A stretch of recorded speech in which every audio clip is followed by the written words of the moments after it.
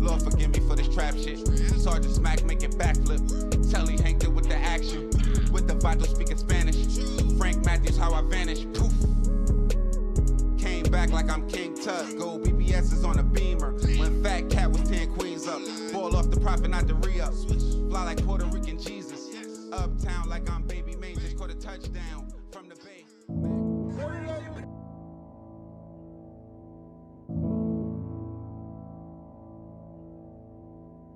Meanwhile, a short distance away, Snidely Whiplash was up to his favorite pastime, tying women to railroad tracks.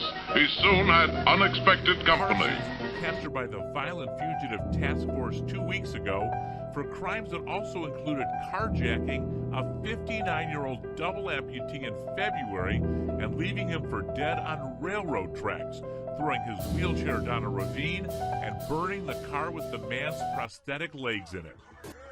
The video posted online appears to show two people pointing guns at a Cleveland officer who was sitting in his cruiser. The video makes you sick. The video is only 7 seconds long, but Cleveland Police Patrolmen's Association President Jeff Fulmer says it brings up concerns regarding the safety of officers. Good evening. In the city. How safe are Ohio's major cities? Tonight we are digging deeper into the number of murders we've seen in Cleveland. Dan DeRoe shows us where we stand compared to homicide rates in other major cities.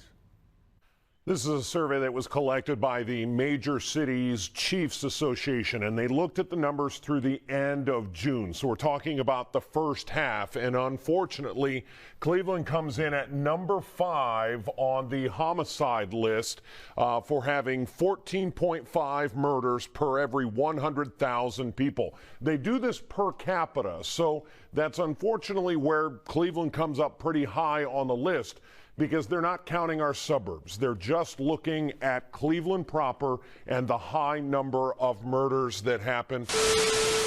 A dangerous and violent fugitive off the streets. This man now facing charges for terrorizing, kidnapping, and leaving a disabled man for dead, and for killing someone else. Now at 3, 19's Vic Gideon was in the courtroom. On behalf of Mr. Parsons, we would enter pleas of not guilty, acknowledge receipt of the indictments. We would ask that private counsel be appointed to represent Mr. Parsons and that the court order reasonable bonds. 36-year-old Aaron Parsons pleading not guilty in 2 cases, facing charges he killed a 23-year-old man in March. Judge Shirley Strickland Saffold setting bond in that case. Aaron Parsons on case number 680175A. Bond to be set in the amount of $1 million. Parsons, captured by the Violent Fugitive Task Force 2 weeks ago for crimes that also included carjacking a 59-year-old double amputee in February and leaving him for dead on railroad tracks, throwing his wheelchair down a ravine and burning the car with the man's prosthetic legs in it. Bond is set in the amount of $250,000. The condition of bond is to be no contact with the victim in this case. Parsons faces, among other charges, aggravated murder, aggravated robbery, kidnapping, and arson. When a grand jury returned indictments, County Prosecutor Mike O'Malley said Parsons' judgment day is coming. First pre-trial, 9 a.m. The man Prosecutor Mike O'Malley called a barbaric predator sees his case move forward. His next day in court will be May 4th. Reporting from the Justice Center, Vic Gideon, 19 News. Nigga, if the cold don't kill you, the train will, you bitch. Damn, Cleveland, the fuck y'all got going on? Shades Popalot, man. We back in the building on mob business. Now, over the years of doing this mob tie shit, I've come across some dastardly, sinister, menacing, mischievous, frightening, evil-ass people. But no bullshit, I think bro Mike got it. Now, before we get into who we covering today, I told y'all about Cleveland before, but I'm going to tell y'all just a little bit more. Now, on January 24th, 2013, Cleveland.com published an article that said homicide numbers are slowly declining in Cleveland. Now, we're going to fast forward just 12 days later to February 5th, 2023. And Fox 8 would report that Cleveland homicides are surging, with records showing that as of that day, Cleveland had amassed 21 homicides in 2023, when on the same date last year, they only had 13. Now, though to most people, that's only a difference of 10 homicides, but it nearly doubled in 12 days. Cleveland, what the fuck is going on? Now, Cleveland is going to be like a lot of the dangerous urban cities that I like to think of, like Washington, D.C., Atlanta, Georgia, Tulsa, Oklahoma, Memphis, Tennessee, Chicago, Illinois, Kansas City, Missouri, Philadelphia, Pennsylvania, and the list could go on and on. Oakland, Louisville, Indianapolis. And what a lot of people don't know about Cleveland is it's just as, if not more dangerous than a lot of those cities that I just named, according to worldpopulationreview.com. And with Cleveland being a city of no more than 380,000, they continuously rank in the top 10 for murder rates as far as U.S. cities are concerned. So with that being said, the situation with the person that we're covering today, a 36-year-old Cleveland man by the name of Aaron Parsons, shouldn't be too surprising. But let me try to surprise y'all. Now, according to court records, on February 21st, 2023, Aaron Parsons and two other individuals would approach a 59-year-old man who was a double amputee sitting inside his vehicle near East 71st Street and Hobsner Avenue.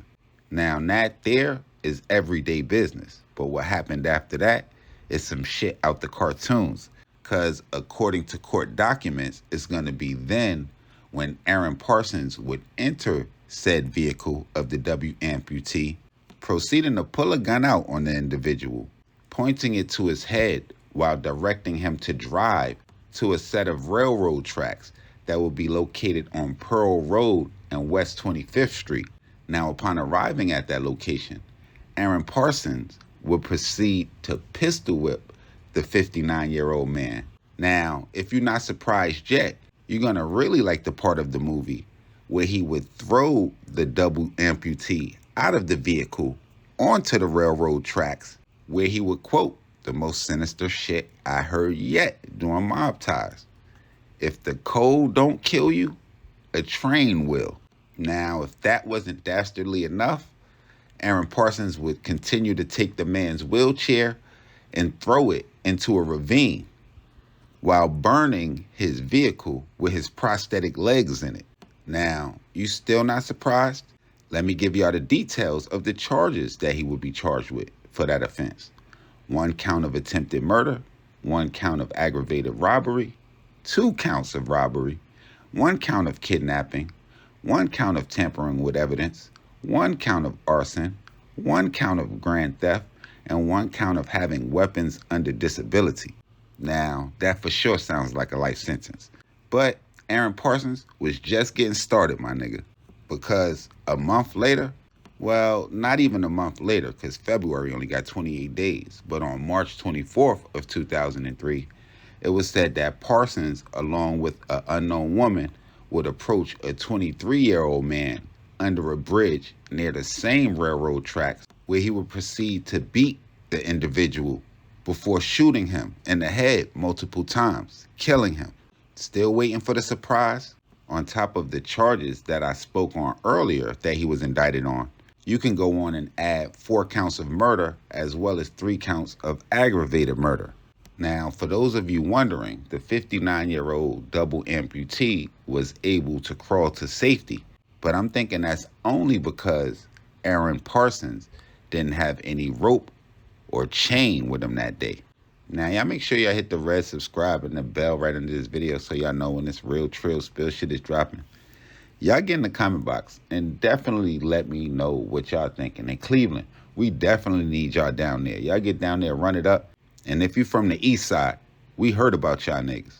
Now, y'all make sure y'all get in the comment box. Let me know what cities we need to tap in with, what we got wrong, what gangsters we haven't covered, where we need to head to next.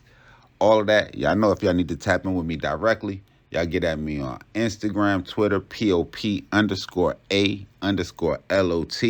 And y'all know the rundown. Email me, CC me, tweet me, call me, text me, at me, mention me, however y'all want to handle it. I'm here on my business. Shit got Popalot.